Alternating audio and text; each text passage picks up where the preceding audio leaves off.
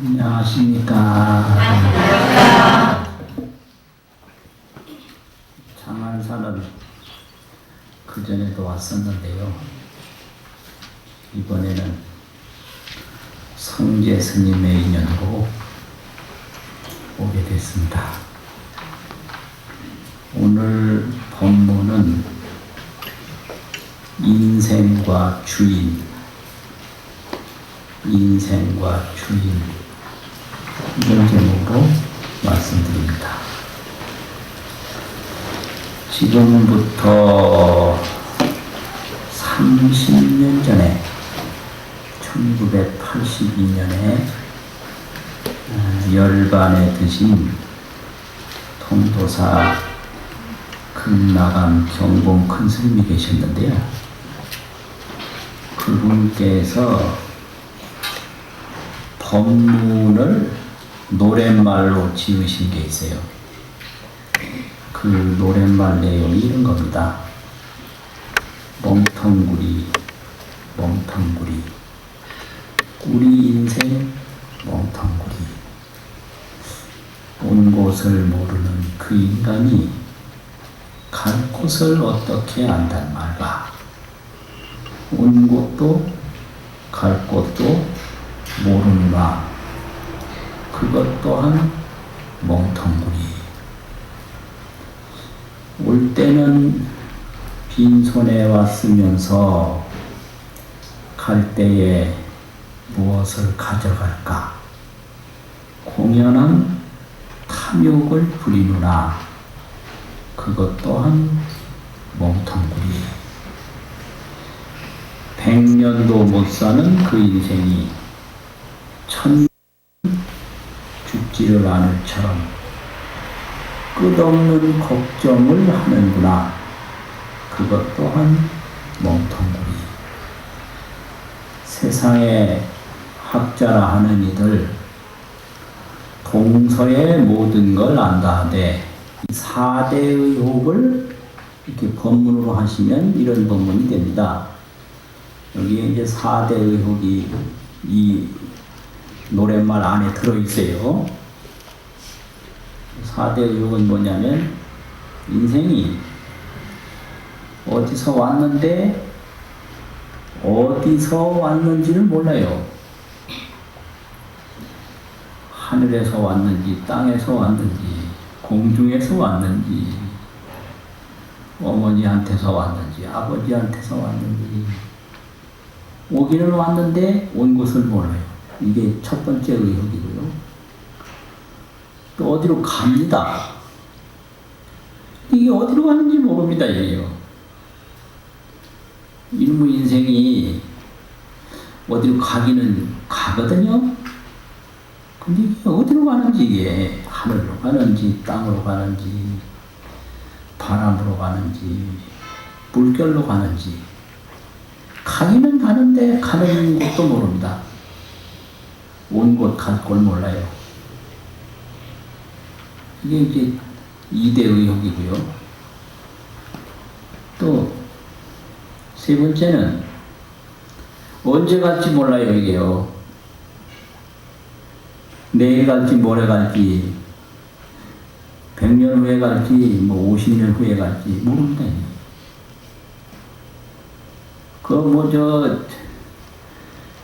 교도소 같은 데 가보면 거기 이제 구금돼 있잖아요.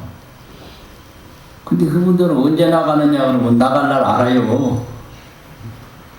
몇 년 남았다. 나는 못 나간다.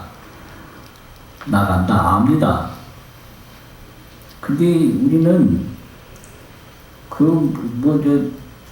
건물 안에 구속되어 있는 게 아니라 이 죽음이라고 하는 것이 있기는 있는데 언제 죽을지 모릅니다. 이게 언제 죽을지 몰라요. 그 참 이상하죠. 그게 세 번째 의혹입니다. 언제 갈지 모른다. 언제 죽을지 모르는 거죠. 아주 그냥 이게 아주 대책 없는 게 인생이에요. 이게요. 온 데도 모르고 가는 데도 모르고 언제 갈지도 모르고 참 희한하고 대책 없는 게 인생입니다. 또 그 다음에는 네 번째는 내가 나를 몰라요. 이런 게 내가 뭔지 이게 이 나라는 이게 도대체 뭐 이게 손가락이 난지 발가락이 난지 눈이 난지 코가 난지 오장육부가 난지 또 이 생각하는 게 난지 이 나라는 이 물건이 있는지 없는지 이게 도대체가 이게 내가 나를 몰라요. 이걸 4대 의혹이라고 말씀하셨어요. 그래서 이 4대 의혹을 이렇게 정리를 하면 이런 그 멍텅구리 법문이 된다. 그래서 항상 그 극락의 정봉 큰 스님은 인생에 4대 의혹이 있다. 근데 이 4대 의혹을 풀지 못하는 게 이게 멍텅구리다. 말씀하셨거든요. 그럼 이게 해결이 되려면 제일 마지막 거 내가 누군지 내가 뭔지 이게 해결이 되면 다 해결돼요. 어디서 왔는지도 알 수 있고 어디로 가는지도 알 수 있고 언제 가고 안 갈 것도 알 수 있고 이게 내가 나를 모르는 데서 이게 어디서 왔는지도 모르고 어디로 갈지도 모르고 언제 갈지도 모르고 이렇거든요. 그래서 그걸 주인 찾기라고 합니다. 주인 찾기. 인생의 4대 의혹과 인생의 주인 찾기. 나의 주인은 누구냐? 이거 이제 생긴 걸로 보면요. 생긴 걸로 보면 이 몸에는 지수, 화, 풍 4가지가 있다고 늘 말씀하십니다. 또 이제 마음에는 수, 상, 행식 또 4가지가 있다고 말씀하십니다. 이게 4대 사원인데 4대를 색이라고 하는 거 하나로 합쳐서 색수상행식 이래가지고 오온이라고 하거든요. 그럼 이게 4대가 생길 때 풍선, 화차, 또 수삼, 지사 이런 순서로 생기는데 풍선, 바람 풍자 이 바람 기운이 제일 먼저 생깁니다. 이 풍선이라고 해요.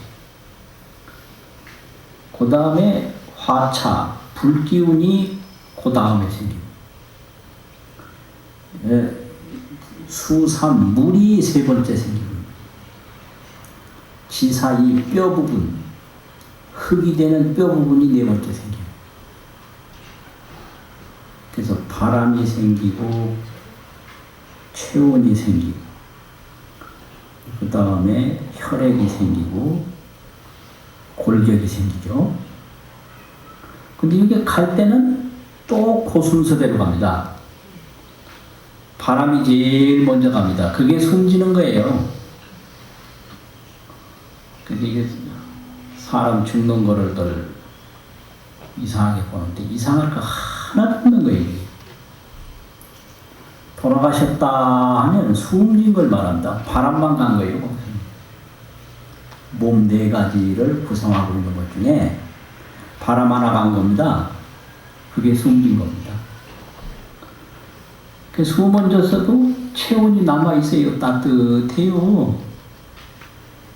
그럼 이게 오래 있으면 얼마가 있는지 뭐 자세히 모르는데 3시간, 10시간 이런 좀 싸늘하죠. 이제 불한 거예요. 이것이 화풍은 선거하고 불과 바람을 먼저 가버리세요. 그걸 그 신체라고 안 하고 시체라고 합니다. 사체라고. 이 신체는 화풍이 있어요. 호흡이 있고 체온이 있어요. 그 그런데 사체는 이게 호흡과 체온이 없는 거예요. 그게 똑같은 거예요. 호흡과 체온만 없을 뿐이지 이 신체와 사체가 다를 바가 하나도 없거든요. 그러니까 이 사체를 훼손한다든지 사체에게 잘못하면 그게 인격적으로 또 도덕적으로 굉장히 이게 문제예요. 그래서 돌아가신 사체도 살아계신 신체와 똑같이 존엄하게 상대를 해야 돼요. 그래서 의과대학에서 공부하는 애들이 첫 번째 배우는 게 그걸 배워야 됩니다. 그래서 이 사체와 신체는 똑같다. 그래서 못 듣는다고 해가지고 그 돌아가신 분의 그 사체의 주인에게 잘못된 말을 한다든지 그건 절대 아니거든요. 그래서 이 사체를 아주 존엄하게 인간의 이 신체와 똑같이 그렇게 대하는 것이 우리의 도덕입니다. 그래서 사체를 함부로 대하면 도덕적으로 이게 안 되는 거예요. 근데 그 다음에 가는 게 물이 갑니다. 이제 그 다음에는 오래되면 물이 가죠. 이제 마지막으로 가는 게 이제 백골까지 다 가요. 이렇게 모였다가 이렇게 갑니다. 근데 그것만 있는가 하면 이건 A법이고 내법이 있거든요. 안으로 이제 법이 있는데 그게 수상행식이에요. 뭘 보면 느낄 줄 알아요. 수. 인식할 줄 알아요. 상. 행동할 줄 알아요. 종합적으로 판단할 줄 알아요. 10년 후에 어떻게 됐다. 이게 식이 이렇게 발달해가지고. 이걸 더 아주 이제 구체적으로 표현하면 그게 백법유식학이라고 하는 불교 학문이 있거든요. 이게 이제 줄이면 4개인데 넓히면 백법이 돼요. 근데 내용은 딱 요거 수상행식 이거거든요. 그럼 사람이라는 느낌이 있으니까 사람이죠. 감각이 있고 생각이 있고. 감각 없으면 사람이라고 안 하거든요. 또 뭔가 인식할 수 있어요. 인식이 있으니까 그게 상이죠. 행동할 수 있어요. 행동 못하면 그게 어떻게 돼요? 판단이 있으니까. 그런데 이게 어디 들었는지 이게 수상행식 이게 어떤 사람은 뭐 마음이 어디 있느냐 그러니까 뭐 나 마음이 배에 있다. 뱃속 갈라봐도 없어요. 안 보여요. 마음 머리에 있다. 머리 갈라봐도 안 보여요. 요새 뇌과학이라고 그래가지고 이거 신체, 신경 이 신경이 이 신체를 떠나서 없거든요. 그래서 정신, 신체 이래가지고 이 신체하고 정신하고를 같이 보는 게 그게 뇌과학인데 보면 안 보여요 그게요. 그래서 앞으로 뇌과학이 굉장히 발달할 건데 문제는 그 뇌를 연구하고 실험하고 그 관찰하는 내 마음이 뭐냐 이걸 대상화해서 볼 뿐이지 관찰자 주체는 알 수가 없어요. 관찰하는 나 몰라요. 그래서 과연 나라는 게 과연 뭐냐 나라는 게 그리고 영봉큰 스님은 때로는 짓궂기도 하신 분인데 금나강의 그 가까운 도시가 부산입니다. 그럼 이제 그 부산 가서 택시 타면요 택시 기사한테 시비 걸어요. 어떻게 시비 거냐면 여보시오 운전수 양반 옛날에는 기사를 운전수라고 했어요. 손수자 써가지고 그것도 기억나세요? 그 다음에 기사라고 됐거든요. 운전수 양반. 예. 이 자동차를 누가 운전하요? 제가 운전하죠. 그럼 이 운전수가 없으면 자동차가 가요, 안 가요? 안 가죠. 그렇지. 이 시비 거는 거예요. 그 법문이요. 시비 법문. 시비로 법문하는 거예요. 그건 그런데, 그러면 이 자동차는 당신이 운전해서 가는데, 당신의 운전수는 누구요? 이렇게 물어요. 그 고약하지 아주 질문이. 이 자동차 운전수는 당신인데, 그럼 당신의 운전기사는 누구냐? 이 말이에요. 나의 운전기사. 그 나의 운전기사는 뭐예요? 눈이 보게 하고, 귀가 듣게 하고, 손이 움직이게 하고, 발이 걷게 하고, 뭔가 생각하게 하고, 판단하게 하는 나의 운전기사는 누구냐? 이거거든요. 부처님이 깨달은 게 바로 이거예요. 부처님이 깨달은 게 그것을 뭐라고 하냐면 보고 듣고 생각하고 괴로운 거 알고 즐거운 거 알고 이게 생각과 감각이 있어서 인간이거든요. 근데 사람은 괴로운 거 알고 즐거운 거 알아요. 근데 저 돌 같은 돌멩이는 뭐 불에 들어가나 바람이 부나 비가 오나 사람처럼 그렇게 괴로운 거 즐거운 거를 뭐 안 느끼니까 상관없죠. 이게 굉장히 중요한 문제예요. 인간이라는 것은 생각이 있고 감각이 있다는 거죠. 더운 거 알고, 추운 거 알고, 감각. 좋은 거 알고, 나쁜 거 알고. 또 생각. 뭐, 좋다고도 여기고, 나쁘다고도 여기고. 이 생각과 감각이 없으면, 살아가기 편해요. 이 생각과 감각이 있어서, 지나간 것도 현재처럼 느낄 수가 있고요. 돌아오지 않은 것도 현재처럼 생각할 수가 있는 거죠. 좋다, 나쁘다, 느낄 수가 있고. 그러면 여기서 이제 즐거움과 괴로움을 느낍니다. 이게 고와 낙인데요. 이게 괴롭게도 살 수 있고 즐겁게도 살 수가 있어요. 그럼 이건 느낌이 없으면 안 되는 거잖아요. 그러면 이게 무엇이 즐겁게 느끼고 무엇이 괴롭게 느끼는가. 그래서 나의 이 생각, 나의 이 느끼는 감각, 이것이 무엇인가. 깊이 안으로 이거를 찾아 들어가다 보면 거기서 어느 순간에 지혜가 열려요.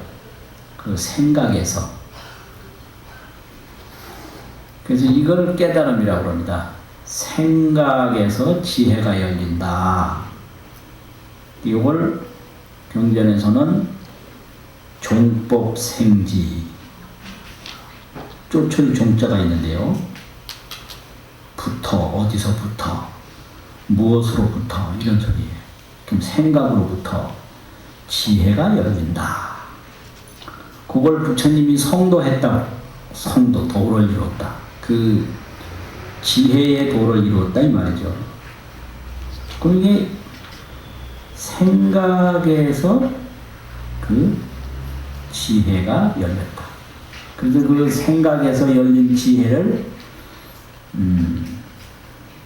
반야라고 하고 또 볼이라고 합니다.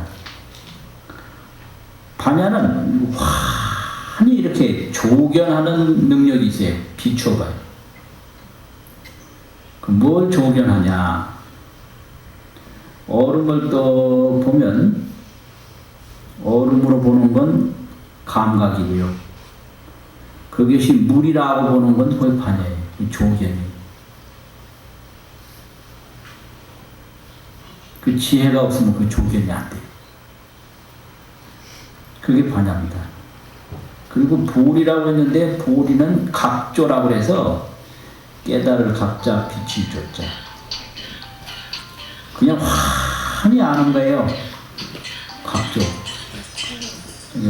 법문 소리들도 알고 휴대폰 소리들도 알고 환히 알아요 그냥.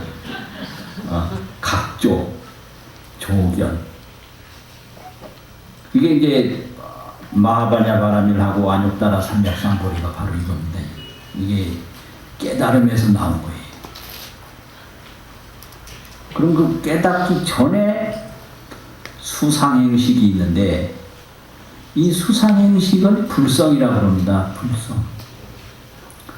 불성이 다른 게 아니고요. 이게 볼 줄 알고 들을 줄 알고 생각할 줄 알고 느낄 줄 아는 게 그게 수상행식인데 그걸 불성이라고 해요. 그 불이라고 하는 것은 반야고 보리고 그 반야와 보리를 이룰 수 있는 종자를 가지고 있다. 이게 수상행식입니다. 그걸 불성이라고 해요. 그 수상행식이 변해서 반야보리가 되는 거예요. 그러면 그 불성이 뭐냐? 이 구경일성 보성론이라고 하는 데가 있는데 거기서 그런 말씀을 했습니다. 화불소 허공 약속 무시처. 이 세상에 불이 모든 걸 다 태우는데요. 태우지 못하는 게 있습니다. 불이 못 태우는 거. 그게 뭔지 혹시 아시겠습니까? 불이 못 태우는 게 있어요. 아무리 불이 타도 그건 못 태워요. 그게 뭘까요? 마음이라고요? 마음을 태우는지 못 태우는지 마음 자체가 안 보이니 알 수가 있어야죠. 이건 보여요. 못 태우는 게 눈으로 보이는 거예요. 그 마음이라고 하면 뭐 말은 되는데 마음이 탔는지 안 탔는지 마음 자체가 안 보이니까 증명이 안 되잖아요. 근데 이건 증명이 되는 거예요. 못 태우는 게. 아, 불이 이거는 못 태우는 거로구나. 증명되는 게 있습니다. 그게 뭘 것 같아요? 허공입니다. 허공. 불이 아무리 엄청나고 세도 허공은 못 태워요. 그 인정하시죠? 네. 허공은 태울 수가 없어요. 그래서 만약에 불을 계속 질러가지고 허공을 태우려고 그러면 이거 헛수고다. 불가능한 일이다 이 말이죠. 허공은 태울 수가 없는 거예요. 여시 이와 같이 노병사가 늙고 병들고 죽는 것이 불능소불성이라. 이게 불이라는 게 뭘 의미하느냐면 자 태워서 없애잖아요. 없애는 게 무상한 거잖아요. 무상. 네. 그런데 그 몸에 따라오는 무상이 노병사입니다. 늙고 병들고 죽어요. 이게 불과 같은 거죠. 이 늙음의 불이 몸을 다 태워버리고요. 병나는 불이 그냥 태워버리고 죽음의 불이 몸을 태우는데 노병사가 불능소불성이라 불성을 태우지 못한다. 이게 이제 구경 보성론에 있는 말씀인데 불성 못 태워요. 그래서 이런 불성을 이제 이게 뭐냐고 돌이켜보면 거기서 지혜가 나와요. 이걸 반조라고 합니다. 돌이킬 반자가 있고 비친다고 하는 조명이라고 하는 빛이 조자가 있거든요. 반조. 이게 주인 찾는 방법이에요. 그러면 이게 이제 밖으로 나가면 여기서 저기로 저기서 여기로 자꾸 옮겨 다녀요. 이거 윤회라 그래요. 이게 좋았다가 또 다른 데 가고, 이게 밖으로 나가는 데는 절대 오래 안 있어요. 이거 아주 중요한 문제예요. 인간의 감각은 오래 가지 않는다. 감각으로 살면요 항상 옮겨 다녀요. 감각은 오래 가지 않아요. 이거 조심해야 돼요. 왜 흔히 내가 저거 하나만 가지면 죽어도 원없겠다 그러잖아요. 그거 말짱 거짓말이에요. 막상 그걸 갖는 순간에 열흘도 못 가요. 그걸로 만족하는 기간이. 또 딴 걸 또 구해요. 그러면 그 다음에는 또 그래요. 저것만 하나 가지면 죽어도 원없겠다. 거기 속아 넘어가면 큰일 납니다. 열흘도 못 가요. 그래서 감각은 오래 가지 않는다. 갖는 순간에 또 다른 걸 또 구하고 있어요. 그걸 윤회라고 그러거든요. 그런데 이 불성을 깨달아서 지혜광명, 보리광명이 나오면 이건 각조와 조경이 돼가지고 따라가는 게 아니라 윤회를 하는 게 아니라 해탈을 해요. 모든 이 보이고 들리는 데서 해탈을 해요. 벗어나 버리는 거예요. 그게 어떻게 해탈하느냐? 감각으로 살면 보는 대로 따라가는데, 이 반야와 보리, 반야로 조견하고 보리로 각조하면, 턱 보면 인식을 하는 거와 동시에 인식은 하되 따라가진 않아요. 그래서 자제가 돼요. 그래서 이걸 무상이라고 그러는데요. 없을 무자, 형상상자. 무상이라는 것은 상을 보되 상에 안 따라가는 걸 무상이라고 해요. 어상의 이상이라. 상에서 상을 여인다. 이게 뭔 말인지 참 어려운 말. 참 어려운데요. 그래서 지혜가 나오면 모든 보이고 듣는 데에서 자유로워져요. 해탈을 해요.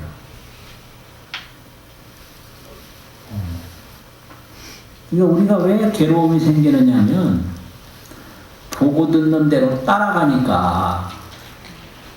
그래서 얽매여요. 안 따라가면 보는 거는 절대 허물이 없고 듣는 건 허물이 없습니다.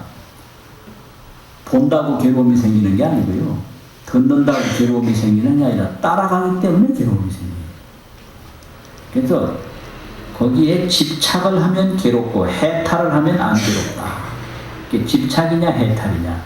해탈이라고 하는 게 몸에 옷을 벗는 게 해탈이 아니라 보되 보는데 안 따라가면 해탈이거든요. 듣되 듣는데 안 따라가면 해탈이거든요.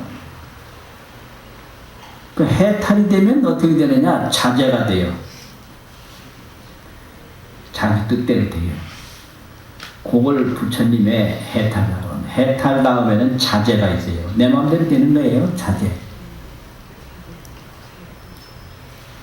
요게 주인입니다. 뭐가 주인인가? 보고 들으면서도 안 보고 안 듣는 게 아니에요. 옛날에 우리 할머니가 보면 내가 저걸 안 봐야지 이래요. 그거 어떻게 안 봐요? 내가 저 소리를 안 들어야지 그래요. 어떻게 안 들어요? 그 일부러 안 보고 안 듣는 게 아니라 그게 보는데 매달리지 않으면, 요 매달리는 걸 집착이라고 하지 않습니까? 집착. 집착하지 아니하면 그게 해탈이에요. 그때 듣는데 막 매달려서 집착하지 아니하면 그게 해탈이에요. 그러면 자유로워요. 자제가 있어요. 이게 해탈 자제거든요. 이게 주인이에요. 그거는 그 반야보리 그것은 선천지무시하고 하늘보다 먼저 있어서 시작이 없고 후천지무기종이라 하늘보다 뒤에까지 있어서 끝이 없다. 그 반야보리가 그렇다는 얘기죠. 반야보리가. 그래서 우리는 그 나의 주인을 찾는 게 그게 그렇게 중요합니다. 나의 주인을 찾지 못하면 어떻게 되느냐? 자꾸 따라가요, 밖으로. 계속 따라만 다녀요. 그래서 항상 어디든지 나를 의탁하려고 그래요. 좋게 보이면 항상 거기에 의탁을 해요. 그 참 좋은 집 있으면 저 집을 내가 샀으면 좋겠다. 멋있게 생긴 그런 게 보면 저 남자하고 한번 사귀어봤으면 좋겠다. 남자애들은 그 여자친구 멋진 사람 한번 생겨봤으면 좋겠다. 이게 전부 내가 그쪽에 의탁을 해서 내가 좋아지려고 하는 거거든요. 그 좋은 집 살려고 하는 거. 산에 가는 사람들 보면 아주 재밌는 게 있어요. 산에 자주 올라가는 사람이 몸 건강하다고요? 천만의 말씀이에요. 그 친구들 관절염, 몸 상한데 맞습니까? 전문 등산꾼들요, 몸, 상한 사람 많아요. 그 왜 그러냐? 저 높은 산을 보면 꼭 가고 싶은 거예요, 거기. 그냥 저 높은 데 가서 잠시라도 내가 있어 보면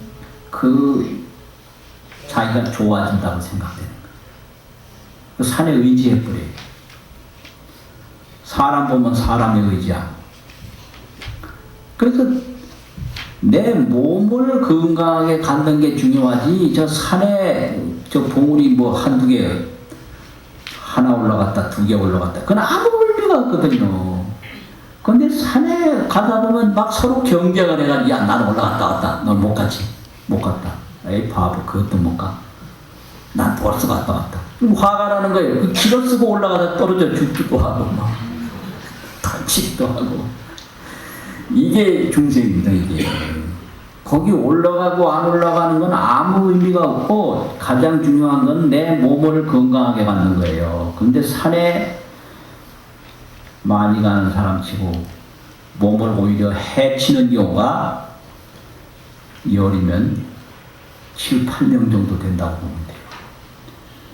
정말 몸 건강하게 하는 사람은요, 그냥 어디 가야 된다, 안 가야 된다, 아무 의미가 없고, 걷기만 해도 되고, 자기 몸에 맞춰서 하는 거지, 산에 맞춰서 어떤 코스에 맞춰서 하는 게 아닌데요. 하다 보면 코스에 맞춰서 해요. 그러고 또 자랑해요. 여기 되게 좋다. 너도 빨리 와봐라. 이러지. 그 좋은 뭐예요? 그 좋은 뭐합니까? 저 좋지. 나는 아니잖아요. 이게 이제 전도가 되는 거예요. 그리고 자동차도 왜 좋은 걸 사냐? 그 자동차에 의탁해서 자동차를 통해서 내가 잘 보이려고 이렇게 모든 데 그냥 체면도 없고 자존심도 없고 그래 의지를 해요. 어떤 사람은 안경 하나 탁 써서 잘 보이려고 하여튼 진짜로 아주 구질구질해요.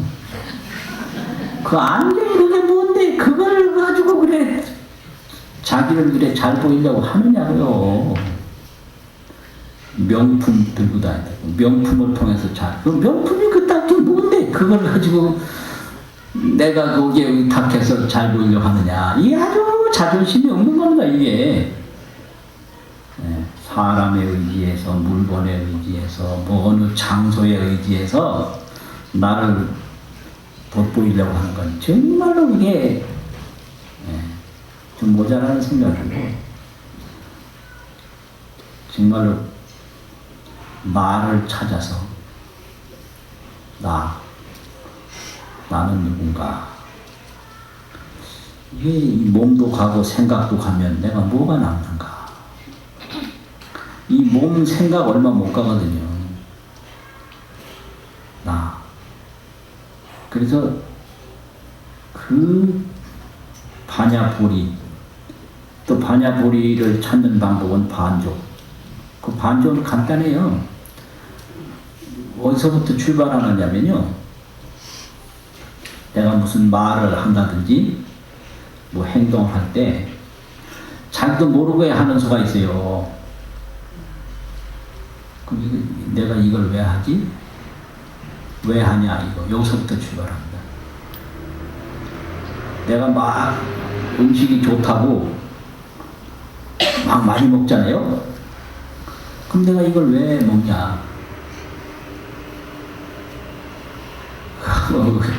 좋은 음식 많이 먹을 때 왜 먹습니까? 많이 먹으면 몸 상하거든요. 몸 상하는데 먹어요. 그럼 왜냐? 우선 맛있으니까. 그 맛에 이제 내가 거기 꼼짝 못하고 딸려가는 거예요. 그럼 아 이걸 내가 왜 이렇게 많이 먹지? 무슨 말을 뭐 지나치게 할 때도 내가 이 말을 왜 하지? 무슨 행동을 지나치게 할 때도 이 행동을 왜 하지? 요게 정신치료인데, 정신치료라고 하는 것은 성찰과 회복인데, 자기 성찰, 자기 회복, 그게 정신치료입니다. 모든 걸 할 때 내가 이걸 왜 하지? 왜 하지? 그러면 자기가 자기를 성찰하게 돼요. 살피게 돼요. 그러면 자기 그 본래 그 기능으로, 본래 위치로 자기가 돌아가요. 그래서 성찰과 회복이 그게 정신치료고요. 나를 찾는 것은 반조입니다. 돌아보는 거예요. 그러면 정신과 의사를 보면 그 무슨 말을 하면 안녕하십니까 한다든지 그러면 그 말 왜 하냐 물어요. 막 무슨 과거 얘기하고 뭐 시어머니 얘기할 때 그 시어머니 얘기 지금 왜 하냐. 억울하다는 거거든요. 시어머니 욕한다는 게 이제 뭐 남편 욕도 하고 그러잖아요. 남자들도 요새는 막 그냥 하소연 많이 해요. 요새 남자가 아니에요. 아주 꼴이 뭐, 내가 뭐 맨날 뭐 아내한테 맞고 산다고. 그거 맞고 산다 소리를 지금 왜 하냐. 억울하다는 거죠. 그러면 왜 내가 왜 맞게 됐을까? 거기서부터 이제 성찰이 돼서 돌아가는 거예요. 그게 정신치료고. 이 자기주인 찾기는 경공 큰 스님 만날 가서 뭐 물으면요. 뭐 묻는 그놈이 뭐냐. 이게 자기주인 찾기예요. 내가 막 괴로워하잖아요. 그러면 괴로워하는 이게 뭔가예요. 내가 막 무섭다라고 하잖아요. 그러면 아니 무서워하는 이게 뭔가. 뭐 누가 막 원망스럽고 막 그렇잖아요. 그러면 이 원망하는 이게 뭔가. 이게 뭐냐. 그래서 경봉스님은 늘 가서 뭐 물어보면 묻는 그는 뭐냐. 대답을 주는 게 아니에요. 돌아보게 하는 거예요. 대답은 거기서 한 번 들으면 들을 때뿐이고 또 금방 또 물어요. 다른 거. 뭘 가르쳐주면 그거 잠시고 금방 돌아서 다른 걸 또 물어요. 그거 가르쳐주면 또 물어요. 억만년을 대답을 들어도 만족할 수가 없어요. 그래서 그 묻는 그놈을 돌아보는 걸 반조라고 그러거든요. 자신반조. 자기 마음을 스스로 돌아본다. 욕하는 이놈이 뭐지? 괴로워하는 이놈 뭐지? 원망하는 이놈 뭐지? 반조. 그 반조를 자꾸 하면 거기서 정각이 나와요. 바르게 깨달음이 나온다. 반조와 정각이 여기에 자기주인 찾는 거고요. 성찰과 회복, 자기 성찰과 자기 회복하는 건 이게 정신치료입니다. 정신치료를 하려면 무슨 할때 내가 이걸 왜 하지? 여기서부터 출발해야 돼. 아이들한테 화를 낸다 그러면 언뜻 생각하면 아이가 잘못해서 화나는 것 같은데 그게 아니에요. 나의 욕심이 있어요. 아이가 내 뜻대로 이렇게 해줬으면 하는 욕심이 있는데 그 욕심대로 안 하니까 내가 화를 내는 거고요. 아이하고는 상관없이 내 감정으로 화내는 거예요. 그걸 몰라요. 아내가 뭘 잘못해서 화낸다 그러면 아내가 잘못해서 화내는 것 같죠. 그건 자기 기만이고 자기가 속은 거예요. 아내가 잘하든 잘못하든 그거는 아내 일이고 내가 아내한테 바라는 게 있어요. 아내가 이렇게 해줬으면 하고 바랬는데 그렇게 안 해주니까 화를 내는 거예요. 남편 마찬가지예요. 남편이 바람 피웠다고만. 아니 순놈이 어디 가서 바람 피기 예사지. 이거 뭐예요? 근데 그렇게 생각 안 하고 순놈으로 생각 안 하고 남편으로만 생각하는 거예요. 그러니까 순놈들 보면요 바람 잘 피더라고요. 고양이 같은 애들 보니까 웃기도 진짜. 걔들은 바람 피는 것밖에 할 줄은 모르더라고요. 그 암놈이 새끼를 낳는데도 거들떠보지도 않고 오직 하는 건 바람 피는 것밖에 없더라고. 그게 순놈 대략 그 짓을 해요. 그런데 남편이 바람 피운 게 문제가 아니라 내 남편은 절대로 다른 여자를 보면 안 된다는 욕심이 있는 거예요. 그래서 자기 욕심에 자기가 인생이 죽어버려요. 까맣게 타들어가고 그냥. 그러나 내 남편이기 전에 저 친구는 순놈이다. 그러니까 순놈이 뭐 찾아가는 거에 있을 수 있는 거지. 그런데 옛날에 우리 할머니들요 남편들 보고요 젊을 때 좀 다녀오라고 보냈어요. 이거 늙으면 쳐다도 안 본다고. 그게 뭐 옛날 할머니들은 그랬다고요. 젊을 때 다녀오라고. 술집에도 가고 기생집에도 가고 늙으면 가고 싶어도 못 간다. 그 왜 그러냐. 이 남자는 어디를 돌아다녀도 내 남편이라는 걸 다 알거든요. 그때는 이혼이라는 게 없었기 때문에 자기가 아무리 돌아다녀도 죽으면 나하고 같이 나란히 제사밥 얻어먹을 수밖에 없는 인간이니까 어디 다녀오든 말든 아무 상관없어요. 그렇게 믿는 거예요. 근데 요즘은 그렇지 못하거든요. 그런데 어떤 화가 나더라도 내가 이 화를 왜 내지? 왜?